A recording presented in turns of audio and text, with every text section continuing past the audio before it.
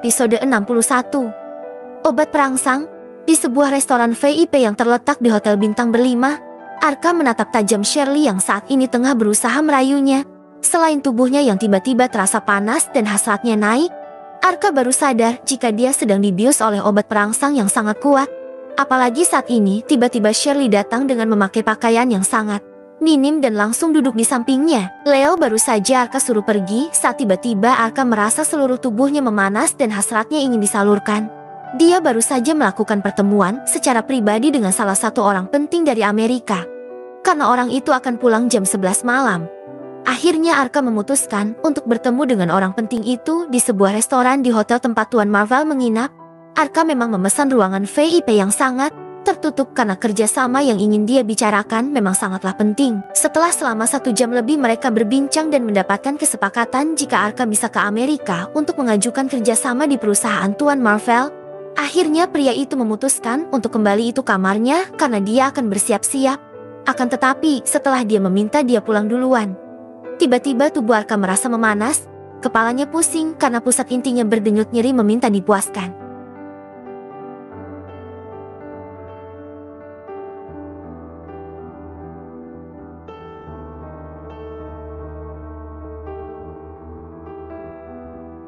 Shirley yang entah datang bersama siapa tiba-tiba masuk ke dalam ruangan itu dan berjalan dengan begitu sensual. Telepon masih bisa melihat dengan jelas paha putih mulusnya yang terekspos dan bagian depannya yang menimbun seperti sebuah persegi yang ingin dia makan.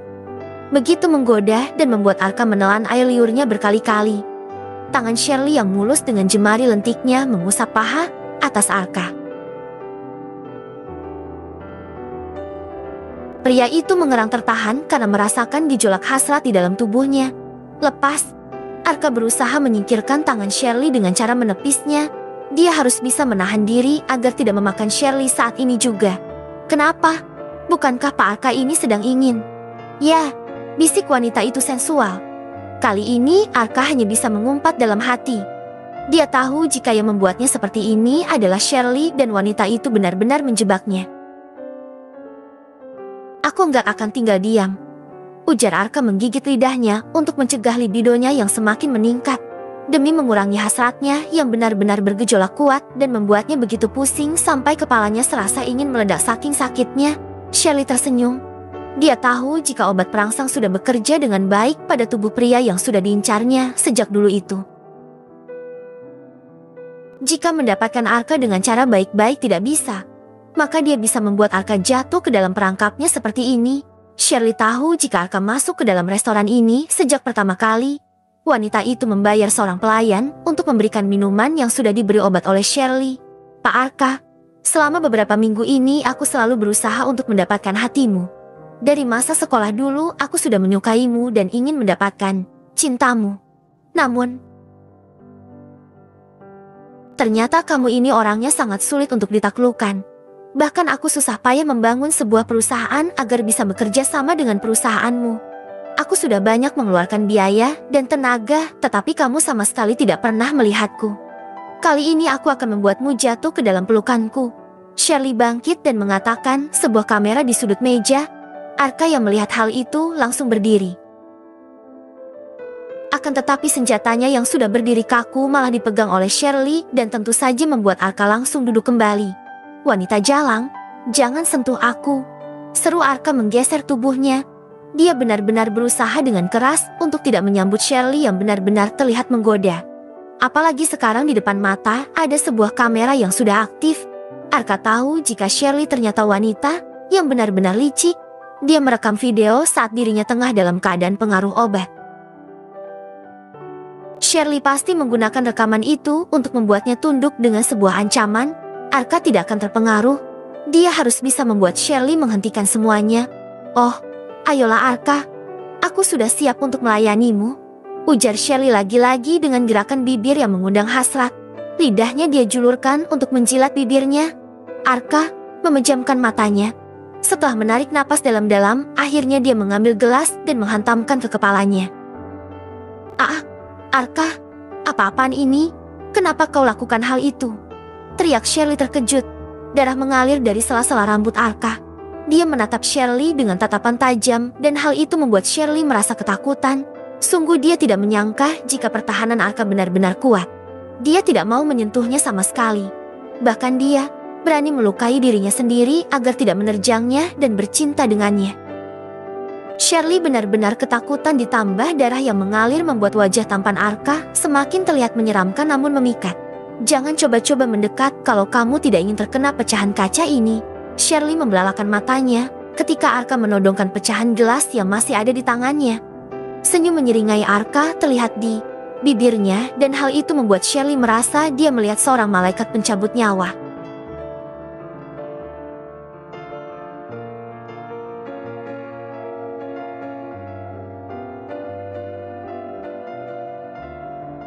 Clara sejak tadi menunggu Davi di rumah setelah makan malam dengan keluarga pamannya.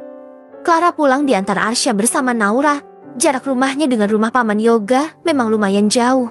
Di dalam mobil tadi, Clara sempat menanyakan tentang keadaan Lila yang mengaku sakit perut. Kata Arsya, memang Lila kalau datang bulan selalu seperti itu. Pasti mengalami kram di perutnya. Clara percaya saja meskipun Arsya merasa ada yang aneh dengan sikap istrinya itu. Davi nggak pernah cerita kalau dia punya cewek. Pantes aja selama ini dia anteng-anteng. Ternyata ceweknya lumayan cantik. Senengnya kalau punya kakak ipar. Gumam Clara tersenyum sendiri, membayangkan sang kakak yang selama ini ternyata diam-diam pun pacaran. Ternyata makan malam itu berkedok, pertemuan keluarga dan Davi ingin mengenalkan pacarnya kepada keluarga besarnya. Bahkan Davi sudah siap menikah. Sejak dulu Clara memang tidak pernah tahu ataupun ingin tahu tentang masalah pribadi sang kakak. Bahkan sampai dapat memiliki pacar pun Clara tidak tahu karena pria itu juga tidak pernah mau menceritakan padanya. Istilahnya Davi memang tidak terbuka sama dia. Suara mobil terdengar memasuki halaman. Clara mengira pasti itu Davi. Dia sudah tidak sabar untuk segera menginterogasi kakaknya. Wanita berusia 21 tahun itu pun langsung berlari ke arah pintu depan dan membukanya lebar-lebar. Namun, Clara melihat mobil itu bukan milik kakaknya. Akan tetapi mobil tersebut terasa tidak asing. Tiba-tiba pintu bagian kemudi terbuka dan seorang pria muncul dari dalam. Mata Clara membola setelah melihat siapa pria itu. Mulutnya melongo karena tidak percaya dengan apa yang dia lihat. Pria yang dulu pernah dia cintai dengan segenap hatinya. Pria yang tidak pernah mencintainya sama sekali meskipun dia selalu memberikan cinta apa adanya. Namun, semua perasaannya sudah hilang dengan hadirnya Arka dalam hidupnya. Ya, pria itu adalah Devon. Pria yang beberapa hari ini selalu mengganggunya ketika bersama dengan Arka. Dia yang sekarang mengatakan menyesal dan ingin kembali padanya. Entah apa yang terjadi dengan hubungan Devon dan Elina. Clara tidak tahu. Sial, buat apa pria brengsek itu kesini? Devon melihat Clara membukakan pintu untuknya. Tentu saja hal itu membuat Devon sangat senang. Devon merasa jika Clara pasti masih memiliki perasaan untuknya dan pria itu dengan percaya diri melangkah menuju pintu. Hai, aku tahu kamu masih memiliki pera. Stop, jangan mendekat. Devon berhenti sebentar, tetapi setelah itu dia melangkah lagi karena tahu jika gertakan Clara tidak akan membuatnya menghentikan langkah.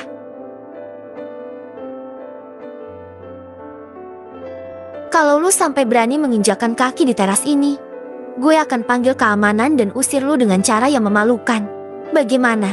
Lu pilih pergi dari sini tanpa menimbulkan masalah? Atau gue panggilkan anak buah Kak Davi untuk menghajar lu? Devon langsung berhenti setelah mendengar ucapan Clara. Ternyata wanita itu setelah memutuskan untuk berpisah dengannya menjadi semakin berani. Padahal dulu Clara gadis yang sangat baik dan lemah lembut. Dia selalu bertingkah manis bila di hadapannya. Akan tetapi, sekarang Clara benar-benar tidak bisa dia jangkau. Wanita itu akan berlari menjauh atau berteriak seperti ini saat Devon ingin mendekatinya kembali. Clara, please maafin aku. Sungguh aku benar-benar nyesal setelah menyanyiakan kamu dulu. Ternyata Elina memang tidak sebaik yang aku kira. Dia menyakitiku dan membuatku sadar jika wanita itu tidak sebaik dirimu. Clara tertawa mendengar ucapan Devon. Hahaha, sudah cukup curhatnya. Gue bukan orang baik yang mau mendengar curhatan lu dengan sukarela. Lagian gue juga nggak peduli mau wanita itu menyakiti lu atau bikin lu bahagia. Sekarang kita udah nggak ada hubungan apapun, dan lu nggak berhak datang ke gue untuk minta maaf dan berkata menyesal. Semuanya udah terlambat dan lu udah nggak berarti apa-apa di hati gue. Ingat, Gua udah punya cowok dan gua udah serius sama dia. Ucapan Clara benar-benar menusuk hati Devon. Dia tidak bisa membalas ucapan Clara karena dia sadar apa yang telah dia lakukan pada Clara memang dulu sangat menyakitkan. Menyesal. Tentu saja, Devon merasakan penyesalan yang luar biasa. Dia benar-benar salah memilih dan sekarang merasakan apa yang dulu Clara rasakan. Lebih baik akhiri sampai di sini. Devon, jangan ganggu gue lagi ataupun muncul di hadapan gue. Lu udah enggak diterima lagi di sini. Davi juga udah enggak mau kenal lu. Semua ini karena perbuatan lu sendiri. Jadi kita harus terima resikonya. Bersambung.